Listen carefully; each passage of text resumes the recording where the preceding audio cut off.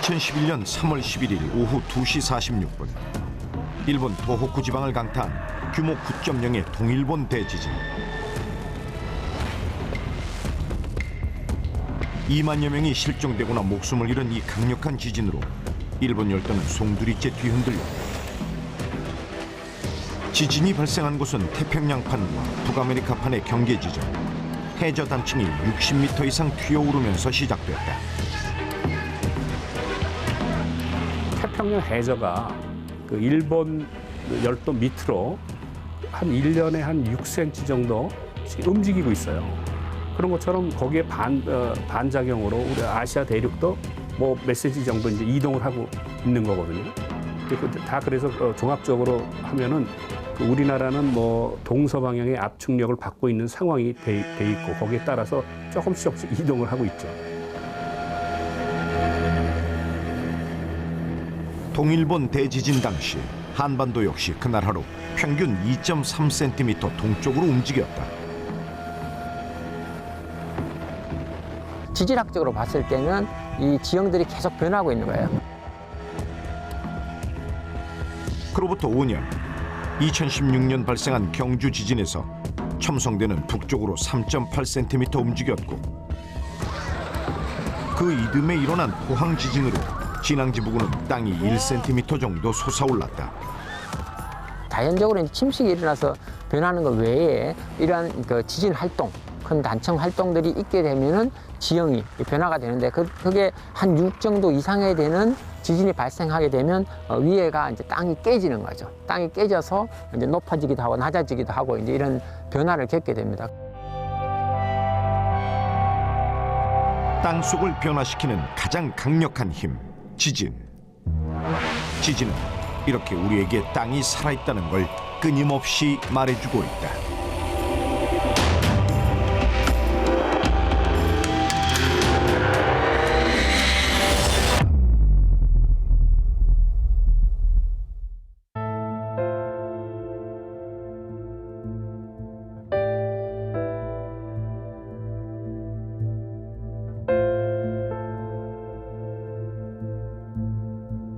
지난 2007년 5월 경주 남산 열암곡에서는 이곳 석불좌상의 복원 작업이 한창이었다.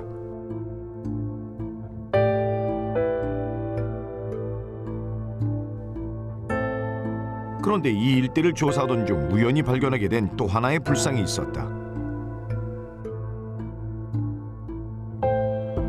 그건 바로 고꾸라지듯 넘어진 바위의 앞면에 새겨져 있던 마애불이었다. 부처의 오뚝한 콧날이 바닥과 닿을 듯해 5cm의 기적이라 불리는 이곳. 높이 6.2m에 이르는 이 거대한 조각은 원래 있던 바위에서 약 12m 떨어진 이곳까지, 그것도 반시계 방향으로 20도 정도 회전하면서 넘어진 상태였다. 70톤 되는 이제 굉장히 큰 암석인데 그런 암석이 넘어질 수 있는 원인이 뭐가 되게 있겠냐 이렇게 찾아보니까 지진이나 큰 산사태 말고는 설명하기가 힘들겠더라고요. 이곳 마애불이 만들어진 시기는 바로 옆 석불좌상과 비슷한 대략 8세기 후반에서 9세기 후반 사이. 그러면서도 751년에 지은 석굴암보다는 늦게 만들어졌을 거라는 게 학계의 일반적인 시각이다. 그렇다면 그 즈음 경주에서는 실제 지진이 있었던 것일까? 경주에 저희가 문헌상으로 큰 지진만 해도 2건이 있었죠. 779년 특히 해공황 때인데 그때 나라에 어려운 일들이 많이 발생했을 때인데 그때 큰 지진이 일어나서 100명이 정도가 사망했다 그러고요. 그 외에 뭐 성벽이 무너지고 민가가 파손되고 이런 사례들이 기록에 남아 있고요. 또 큰 지진이 11세기 초에도 있었다고 그러는데 아마 석가탑 중수기에 아마 그런 기록들이 남아 있으니까 경주에서 큰 지진들이 많이 있었던 걸로 생각이 됩니다. 신라 때부터 크고 작은 지진으로 수차례 피해를 겪었던 경주. 당시 지진 피해를 입은 곳 중 하나가 바로 불국사의 석가탑이었다.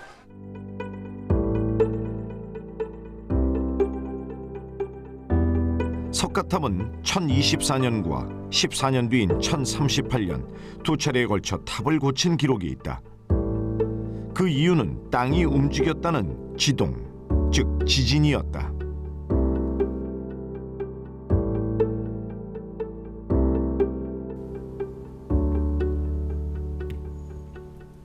돌탑을 무너뜨릴 정도의 강력한 지진. 경주 열암곡 마애불이 그 즈음 일어난 지진으로 넘어졌을 거라고 보는 이유도 바로 여기에 있다.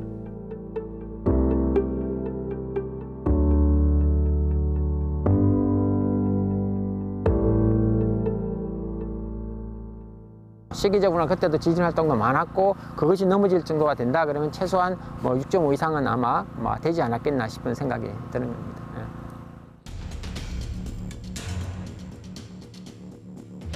그리고 1000년의 시간이 흐른 2016년 9월 12일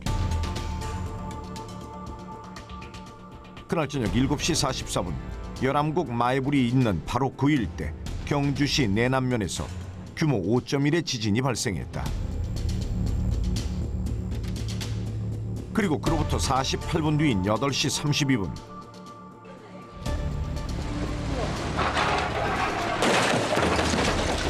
한반도 지진 관측 이래 최대인 규모 5.8의 본진이 왔다. 신라 때 그랬던 것처럼 지진은 왜, 그것도 일어난 곳에서 다시 또 일어나는 것일까? 거기에 이제 단층들도 많이 발달해 있죠. 지표에도 발달해 있고, 그다음에 우리가 잘 알지 못하는 지하 깊은 곳에도 우리를 들여다볼 수는 없거든요, 지금 현재. 근데 그런 한 10km, 15km 밑에도 단층들이 많이 발달돼 있습니다. 그래서 지진이 그쪽 지역에 굉장히 많이 발생하고 있는 그런 경우가 되겠습니다. 땅속이 갈라지거나 어긋나 생기는 단층. 그 단층의 약한 틈을 타 땅속에 쌓인 힘이 터지면 그게 바로 지진이다.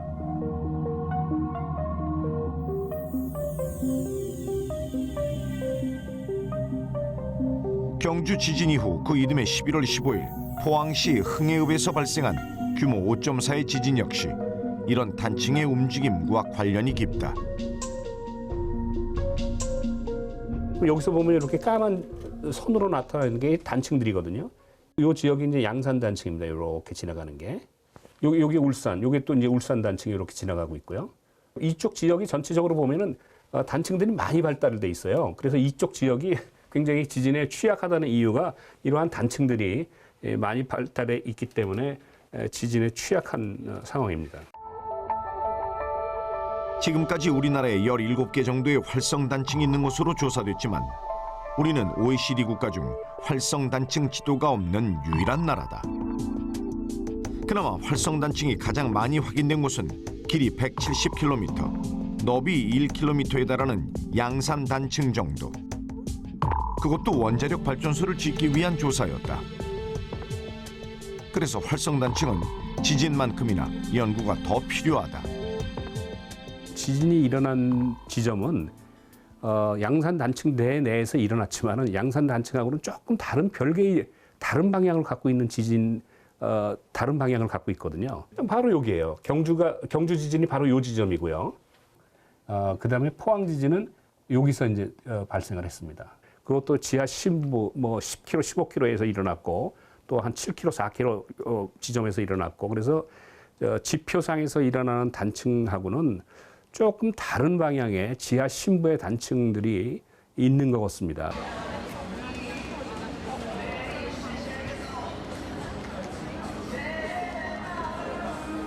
우리와 달리 이미 오래전부터 활성단층을 연구해온 나라 대만.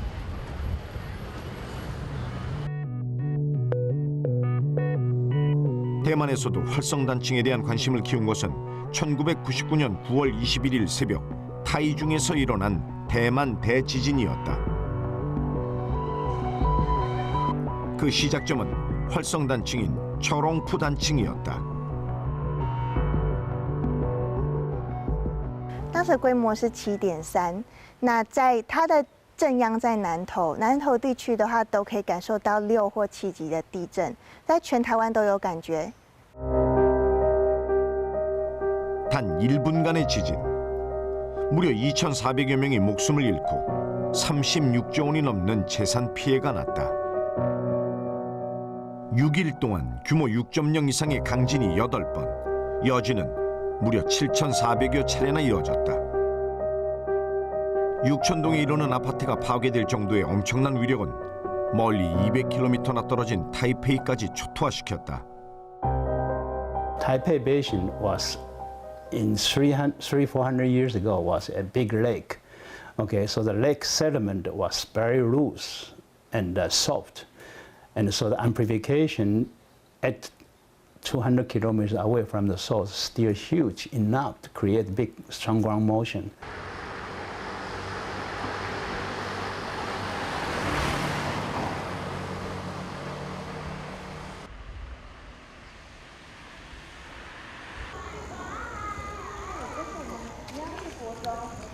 이곳은 지진 피해가 가장 심했던 곳 중 하나인 황후 중학교.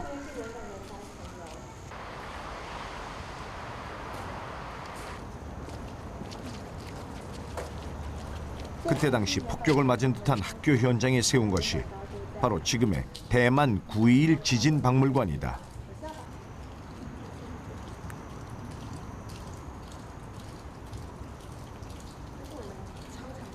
最惊讶的应该是，从我们入口开始看到的操场，那就是很印象很深刻的东西，因为实际看到操场被抬起来了。再来应该就是这一栋3层楼高的学校，就可以想象说，这个学校它就一夜之间就倒了，就变成1楼层，就全部都垮了，就在这短短的时间里面。 실제 대만 대지진에서 활성단층은 마치 살아있는 것처럼 땅 위로 14m까지 치솟았다.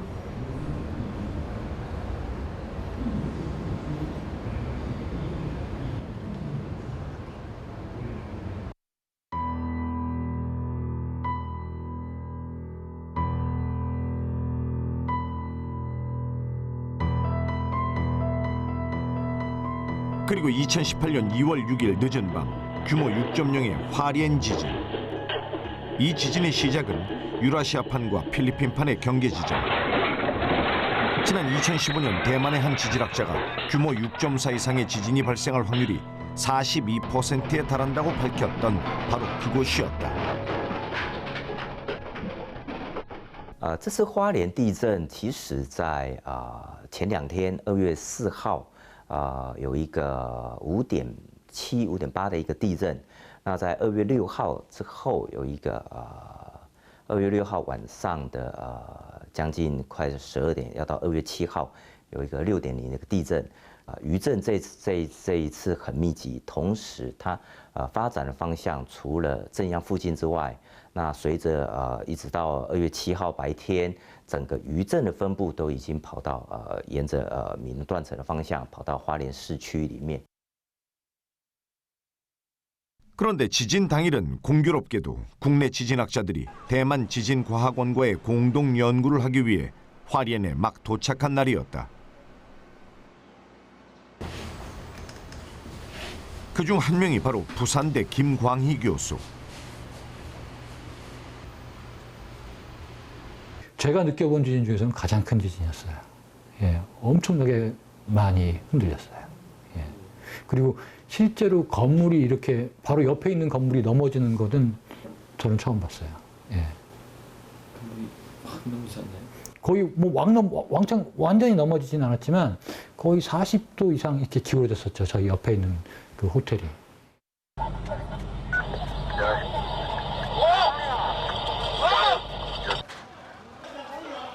화롄은 대만에서도 큰 지진이 많기로 유명한 곳.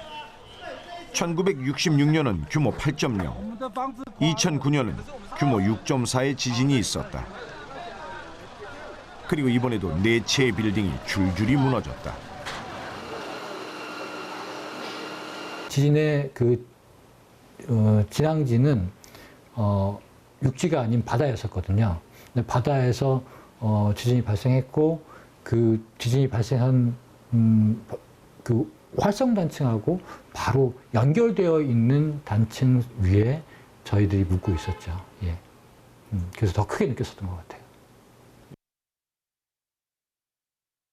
그중 가장 많은 14명의 희생자가 난 곳은 윈먼 주이리 빌딩.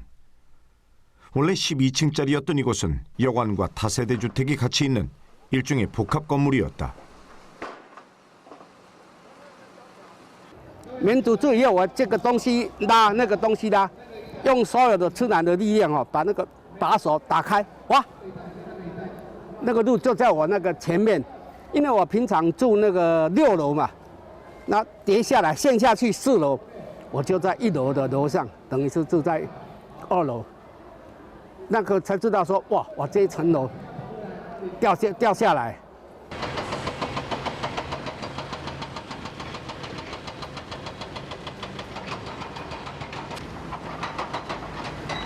이미 무너질 대로 무너진 지진 현장은 철거 시작 하루 만에 원래의 모습을 찾기 어려울 정도였다.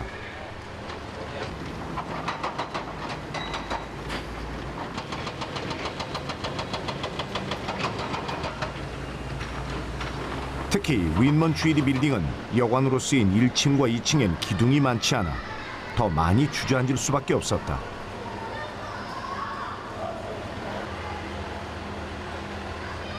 그런데 건물 자체의 이런 구조적인 문제뿐만 아니라 이번 지진에 무너진 빌딩은 모두 활성단층대 위에 있었다는 공통점이 있다.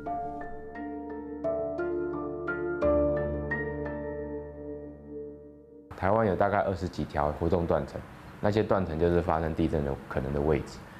那遍布在整个台湾，那每个地方都很多人，那一发生地震都是不得了的事情。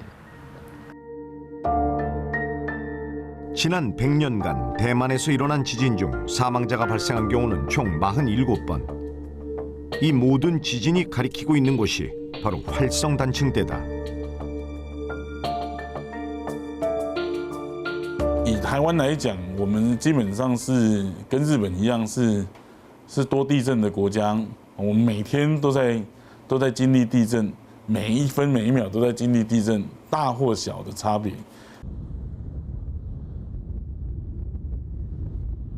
지진을 예측하는 데 가장 큰 어려움은 불규칙적이라는 데 있다. 또 큰 지진은 언제 올지는 몰라도 언제든 올 수 있는 가능성은 늘 있다.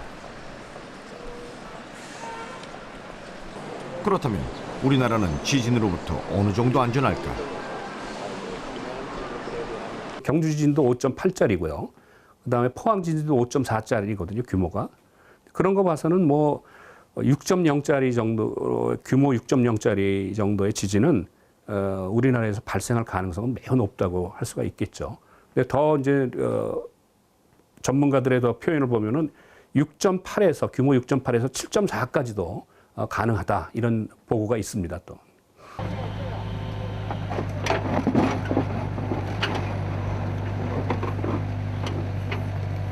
경주 지진 이후 가장 큰 변화는 활성단층에 대한 본격적인 조사였다. 이곳은 양산단층이 지나는 경주 지역의 한 야산.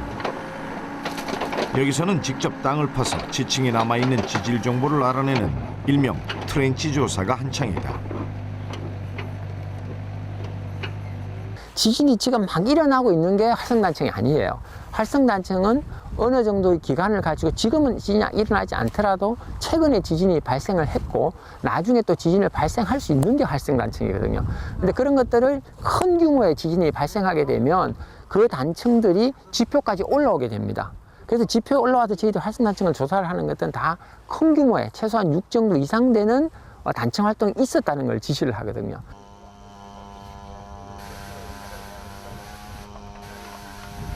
말하자면 활성단층은 땅속에 저장된 지진의 흔적인 셈. 그래서 활성단층을 찾는 게 이번 조사의 가장 큰 목적이다.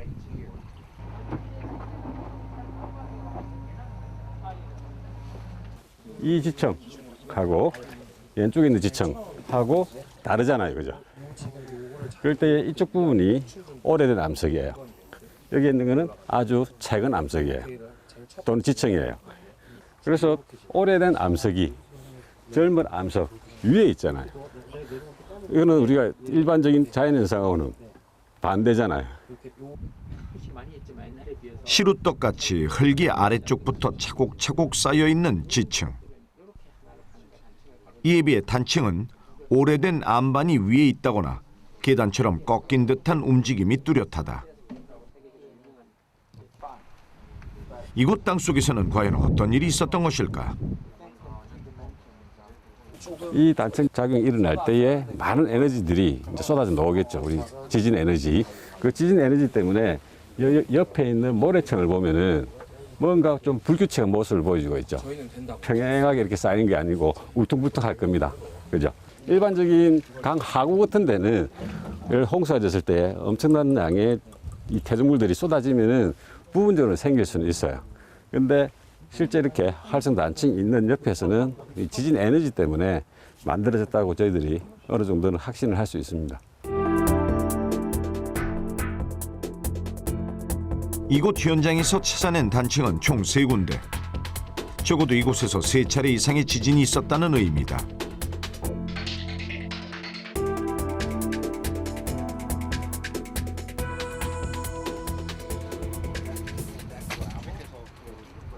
특히 이곳에서는 지금까지와 달리 국내 최초로 수직과 수평 방향으로 땅을 파서 입체적으로 활성 단층을 찾는 중이다.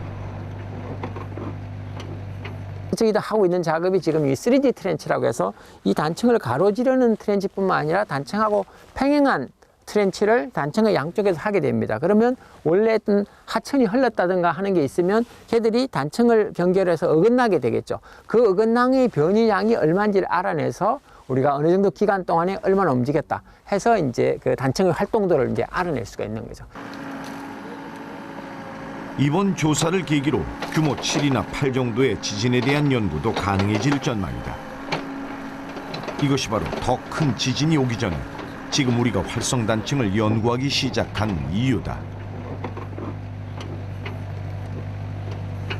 The tectonics of the region changed a couple million years ago, where the Japan Sea was opening and then started to close again. So now, prior to that time, Korea was probably very quiet for earthquakes. But now, because it's undergoing shortening and compression, there's reactivation of old faults. And some of these faults, like the Yangtze Fault and the Ulsan Fault, have significant amount of displacement, and they're capable of larger earthquakes.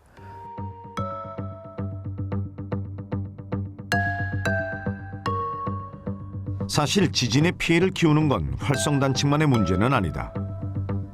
지진 피해는 리터 규모 자체보다는 진원의 깊이나 단층의 이동 방향에 따라 더 많이 좌우된다. 실제 진원의 깊이가 4km에 불과했던 포항 지진의 피해 규모는 14km였던 경주보다 6배나 더 컸다. 위험 판정이 나온 공동주택과 부서진 주택만 무려 600여 가구에 달했던 포항 지진. 그중 가장 피해가 컸던 이곳 아파트는 전체 6동 가운데 3동이 이미 기울어진 상태다.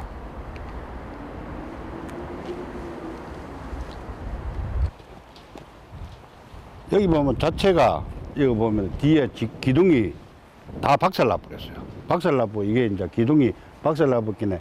여기 이제 처음부터 양옆으로 이래 기울어져 가지고 그래가지고 여기는 그 이사를 전부 다 갔습니다. 또 여기서 저 동네까지 이동이 저 이사가 보고.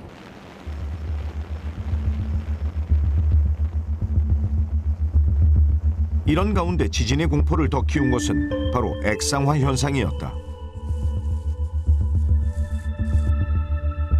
땅이 흔들릴 때 지하수와 모래가 섞여 마치 땅이 늪처럼 물러지는 현상. 국내에서 확인된 것은 처음이다. 액상화 현상이 주로 나타난 곳은 진앙에서 2-3km 떨어진 논밭. 지진 직후 포항의 212곳을 대상으로 한 집안 액상화 지수 조사에서도 액상화 위험도가 높게 나온 48곳은 대부분 논이었다. 하지만 논밭이 아닌 주택가라면 이야기는 달라진다.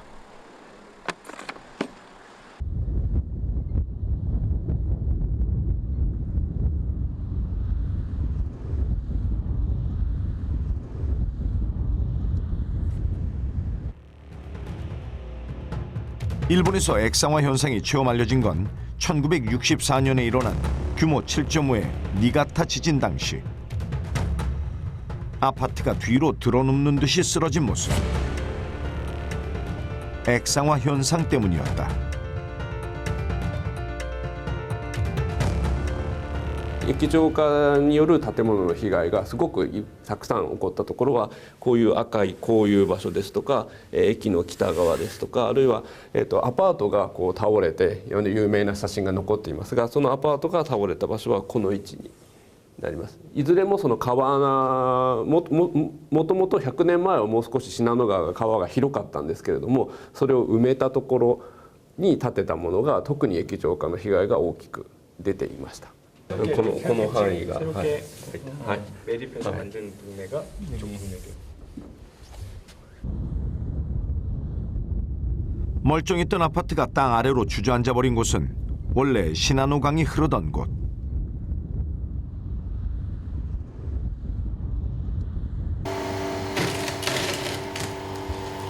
또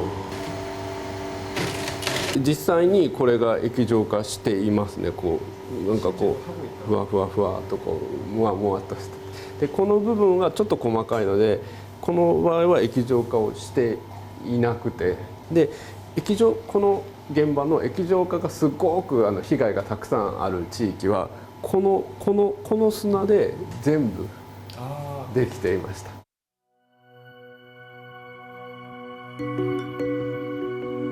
결국 액상화는 모래가 많고 지하수가 충분한 곳에 큰 진동이 오면 더 생기기 쉬운 현상이다. 보통 지진이 건물을 무너뜨리거나 부수는 거라면 액상화는 건물을 통째로 삼켜버리는 격이다. 普通地震が来ると建物が崩れます。建物の柱が壊れたりして建物が壊れますけれどもこの場合は建物は壊れないで地面地盤が弱くなってこうなってしまったということがすごく驚きを持って驚かれたということだと思います。 그런데 액상화가 지진보다 더 무서운 또 다른 이유가 있다.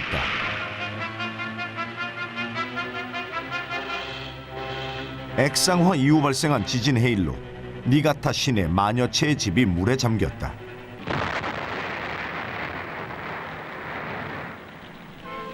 또 공단 지역에서 난 불은 석유 탱크에 옮겨붙은 것도 모자라 인근 주택 270채도 삼켜버렸다.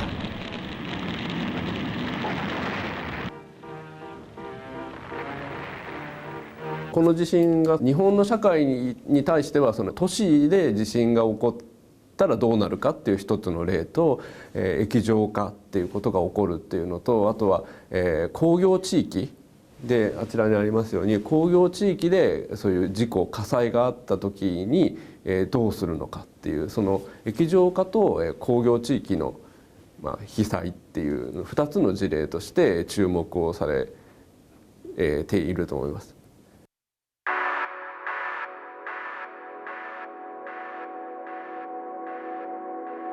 공단 지역에서 더 위험한 액상화 현상. 그런데 놀라운 건 과거 울산에서도 액상화가 실제 있었다는 사실이다.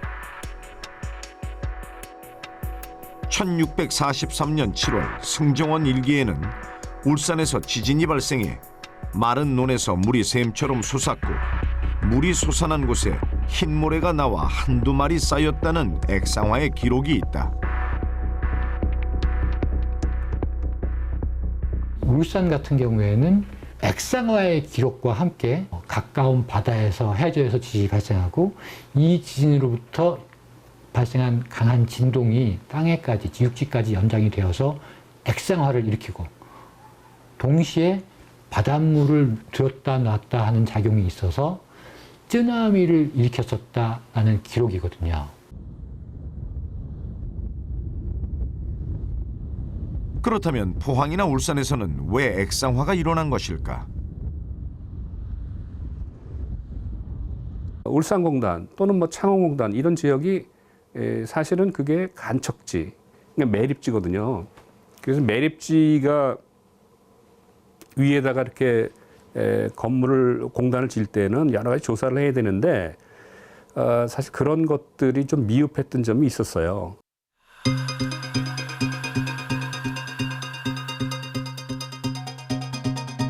매립지가 지진에 얼마나 약한지를 보여주는 경주 지진 당시의 진도 분포도. 경주 못지않게 진동이 컸던 도시는 부산, 대구, 울산, 창원. 대구나 경주는 지반이 약한 분지고 나머지는 매립지가 많은 곳이다.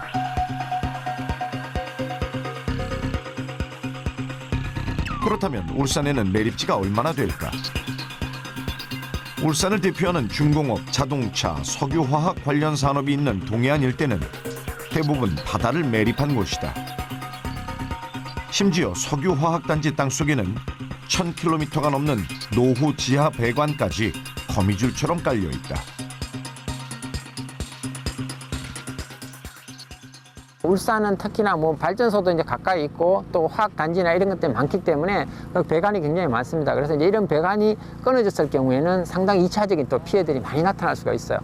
그래서 우리나라는 이 중에서는 사실 지진이 가장 많이 대비해야 될 도시가 바로 울산이라고 저는 생각하고 있거든요.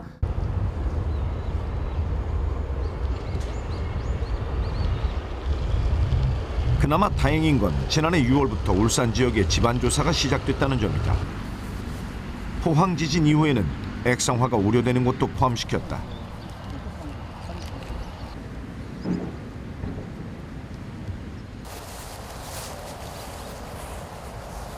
땅이 이제 확보돼야지 하는 거니까 공원들이나 아니면 학교 운동장, 그다음에 이제 뭐 공공기관들 이제 장소 같은 데서 이제 저희가 실험을 하고 있는데 이제 뭐 금방 시작한 거기 때문에 이제 한 10% 정도 이제 수행을 했다고 볼 수 있고요. 그다음에 올해 내로 좀 이제 전역에 울산 전역에 군데 곳곳에 이제 실험을 수행해서 지진파 증폭 현상이라든지 그다음에 액상화 이제 가능성에 대한 그런 지도 같은 것들을 이제 작성할 예정입니다.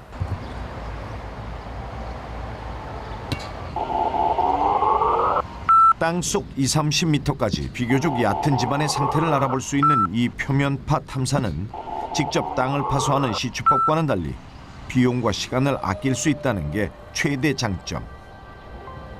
특히 울산처럼 수많은 구조물이 있는 곳에서 더 효과적이다. 저기서 망치로 파를 형성을 시키면은 그 파가 지반을 따라서 이렇게 전파가 되는데 지금 저희가 이렇게 길게 늘어뜨려 놓은 센서를 따라서 시간 순차별로 이제 파가 센서에 들어오게 됩니다. 그래서 이 속도가 빠를수록 그 지반이 좀 더 견고한 상태고요. 속도가 좀 낮을수록 지반이 좀 연약한 그런 상태라고 할 수가 있겠습니다. 울산에서 지반이 약한 곳은 지표와 안반층 사이가 30-40m의 펄층으로 된 경우가 대부분이다. 그런데 걱정스러운 건 이런 지역에 고층 빌딩이나 아파트가 유독 많다는 데 있다. 특히나 이제 연약한 지반에서는 장주기 성분의 지진파가 이렇게 증폭을 한다고 많이 알려져 있습니다.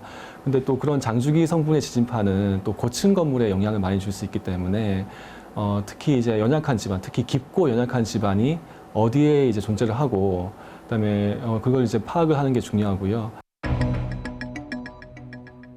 이 때문에 지진에 끄떡없을 것 같은 고층 건물이 연약 지반에서는 오히려 더 위험하다. 이런 경우에는 안반 위에까지 기초를 단단하게 넣는 게 중요하다.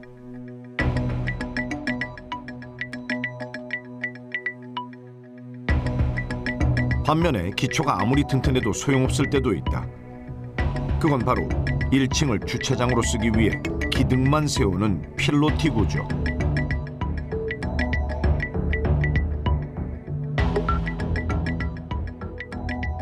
If you have columns that support the higher stories and there's no lateral shear support in the lowest floor, we call this a weak first floor, and these are prone to collapse in an earthquake. So the foundation doesn't matter in that case, it's the structure of the building itself.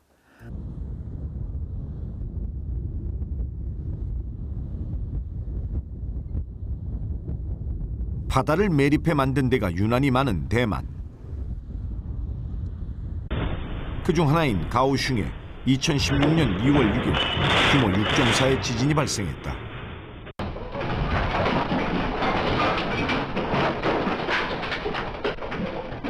원자폭탄 2개와 맞먹는 엄청난 파괴력에 사상자만 110여 명.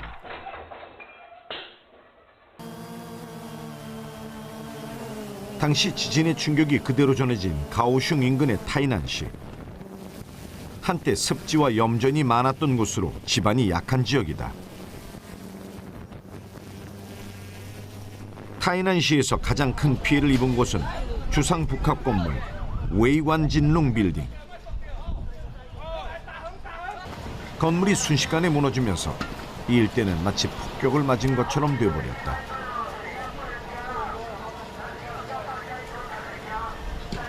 就是原本维冠大楼是在这边这一面，那它就是因为它总共16楼，所以很高。那它倒下来的时候，它是从这边往永大路的方向倒，所以它是从这边这样倒过去。那因为它16楼，所以很高，所以它其实那时候是有压到对面的店铺的。 이렇게 엄청난 상처를 남긴 가오슝 지진. 그 이후 대만에는 달라진 게 있다. 그중 하나가 지진 위험 지역에 대한 정보 공개 의무. 那因为发生美浓在地震之后，在台南地区发生的大规模的土壤异化，那所以中央地调所才在之后公告了我们初级图纸。红色部分就是代表高显示区，那黄色就是中级，那绿色就是比较那个低显示，就是比较不会发生异化。那目前像我们高雄市大概盐城、林雅、信息这边之前都是属于盐田区，或者是比较属于靠近海边的，所以它这个红色区域就是显示就比较有可能会发生土壤异化的现象这样子。花莲的这一块。 우리나라에서는 전국 최초로 공공기관 발주공사에 대해 반드시 지질 조사를 하도록 한 부산시를 빼면 지진 위험 지역이라 해도 지질 조사를 하거나 그 위험성을 함부로 밝히기가 어렵다. 대만 역시 1999년 대지진 이후 지질 관련 법과 제도를 마련하기까지 꽤 오랜 시간이 걸렸다. 台湾在几年前通过了一个很重要的法令哦，叫做地质法。 这地质法呢，要求政府单位、政府必须公开所有跟灾害有关的资料给民众知道。如果民众想知道的话，政府不应该隐瞒。 대만 대지진 이후 11년의 노력 끝에 만들어진 지질법. 이 법에는 지진이나 화산, 단층 활동과 같은 자연재해가 우려되는 지역에 대해 정부가 의무적으로 정보를 공개하도록 하고 있다.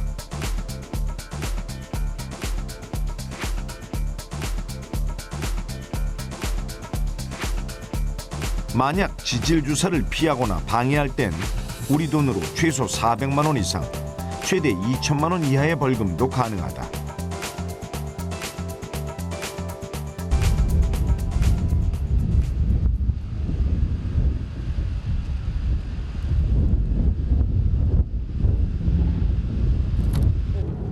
그런가 하면 일본 역시 2011년 동일본 대지진 이후 많은 변화를 겪었다.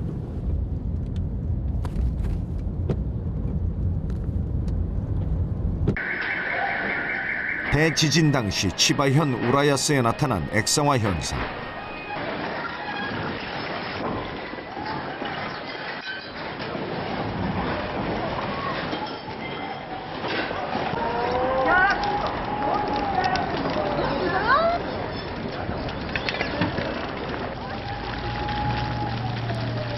지금으로부터 50년 전 도쿄만 앞바다에서 모래를 보내 도시의 80%를 매립했던 우라야스. 바로 그 모래층에서 물이 솟구치면서 땅이 마치 물 위에 떠 있는 것처럼 됐다.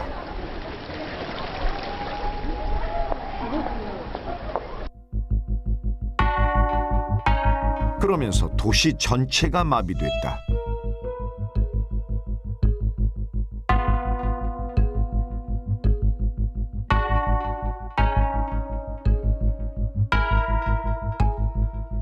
まあ、一番大きな被害があったのがライフラインの中の下水道になります。下水道につきましては噴出した土砂が下水道の管の中に入ってしまったりとか、あるいは液状化によってマンホールが飛び出してしまったりとかいう被害がありまして、約1ヶ月間ですね、トイレやお風呂が使えないという状況がありました。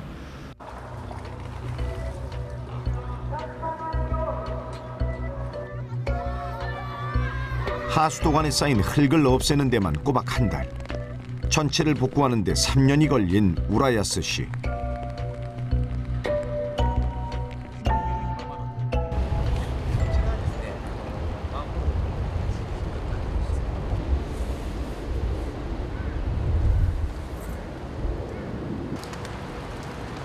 (7년이) 지난 지금까지도 주민들이 가장 두려워하고 있는 것은 액상화 현상이다. 그러면서 연약 지반을 단단하게 하는 여러 방법이 나왔다.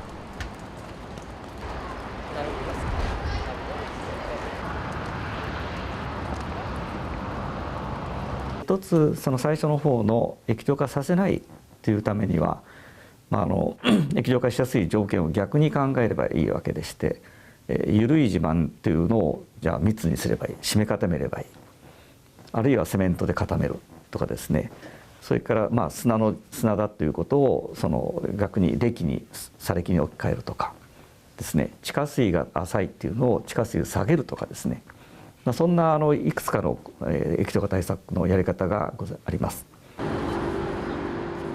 뿐만 아니라 주민들은 지진이 일어난 직후에도 건물을 고칠 수 있는 방법에 관심을 갖기 시작했다.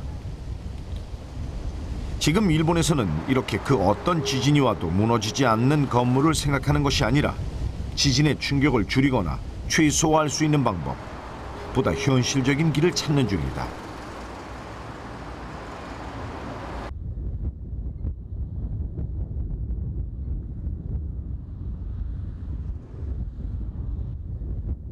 경주 지진 당시 가장 우려됐던 건 바로 문화재 피해였다.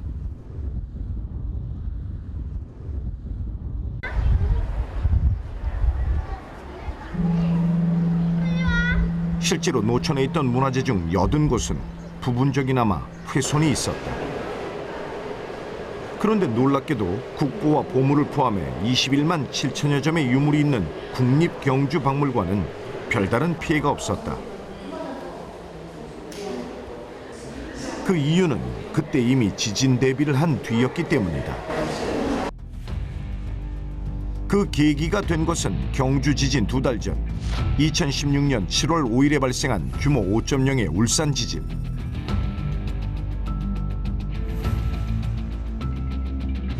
울산이라는 곳이 경주에서 아주 가깝잖아요. 물론 바다에서 있었지만 그 진동이 저희한테 느껴졌었거든요. 근데 만약에 이것이 가까이서 온다면 어떻게 될까? 가장 큰 피해를 볼 만한 것이 박물관이거든요. 왜냐하면 박물관은 진열대 위에다 유물을 올려놓는 구조이기 때문에 흔들림이 굉장히 취약합니다. 울산의 동쪽 해역 52km 지점에서 발생한 지진. 그런데도 진동은 꽤 컸다.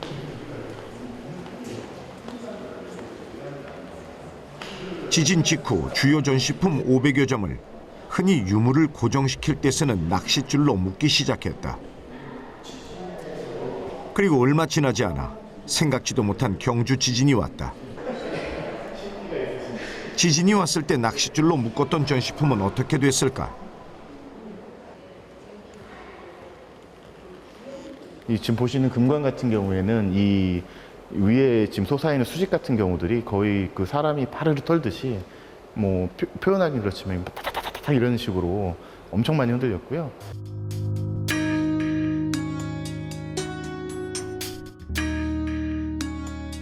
가느다란 낚싯줄은 그렇게 금관을 지킨 생명줄이 되었다.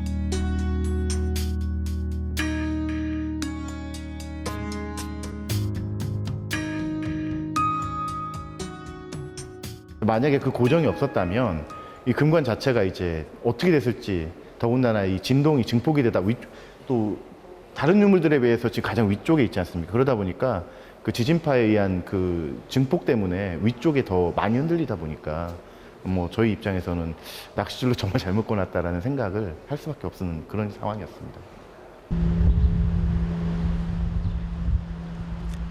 경주 지진 이후 다시 낚싯줄로 고정한 전시품만 7천여 점. 하중 100톤을 견딜 수 있는 규모로 설계된 성덕대왕 신종 종각은 각 기둥을 보강해 내진 성능을 특등급으로 올렸다.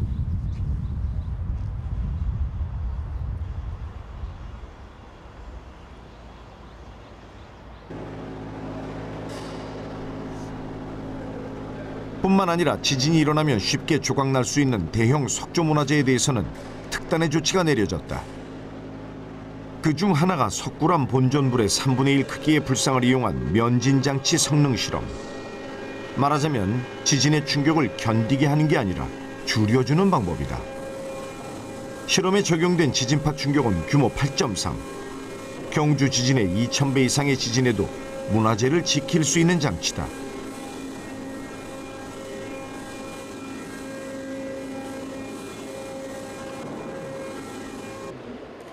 그렇게 해서 2017년 11월 마침내 대형 석조문화재를 중심으로 지진 피해를 줄이는 면진 장치가 설치됐다. 원숭이 석상은 8세기에 제작된 그 석상인데요. 이 석상의 그 받침대 하단에 저희가 면진 장치를 설치를 했습니다. 면진 장치는 현재 이 아랫부분에 들어가 있습니다. 실제 지진이 왔을 때는 요 부분이 분리가 되거든요. 분리가 되면 아래쪽에 있는 면진 장치가 작동하게끔 그런 구조로 저희가 설계를 했습니다.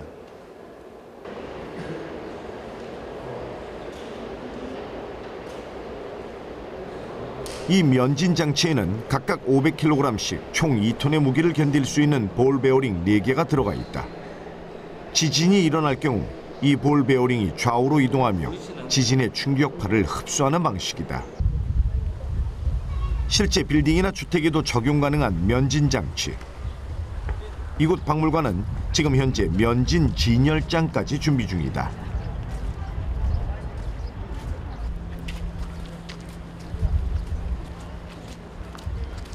본격적으로 지진을 대비해야 되겠다는 생각을 했고요.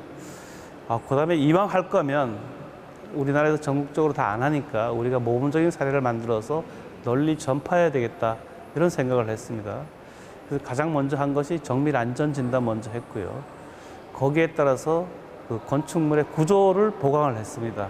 지금도 하고 있고요.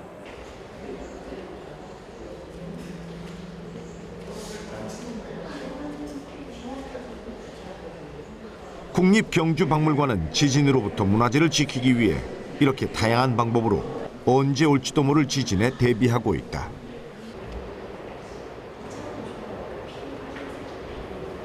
We cannot predict earthquakes. We don't know when the next earthquakes will happen, but it is always good to be prepared for an earthquake. 지금까지 사람들은 우리나라는 지진에 비교적 안전한 곳이라 여겼다. 하지만 전문가들은 오래전부터 큰 지진이 올 수도 있다고 경고해왔다.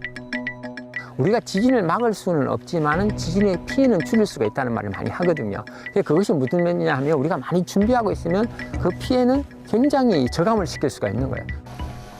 한반도를 뒤흔든 두 차례의 지진. 우리는 지진이 오기 전까지만 해도 땅에 많은 관심을 갖지 않았다. 하지만 지금은 땅을 아는 것이 지진 피해를 줄이는 가장 좋은 방법임을 알게 됐다. 역사적으로 봐도 그렇고 지금 상황으로 봐도 그렇고 지진이 자주 발생하는 지역이었었고 앞으로도 이제 자주 발생할 그런 지역입니다. 포항, 경주, 울산 이 지역이요. 지진은 흘러간 과거이면서 지금 우리에게 닥친 위기이자 동시에 가까운 미래일 수도 있다. 왜냐하면 지금 이 순간에도 땅은 살아있기 때문이다.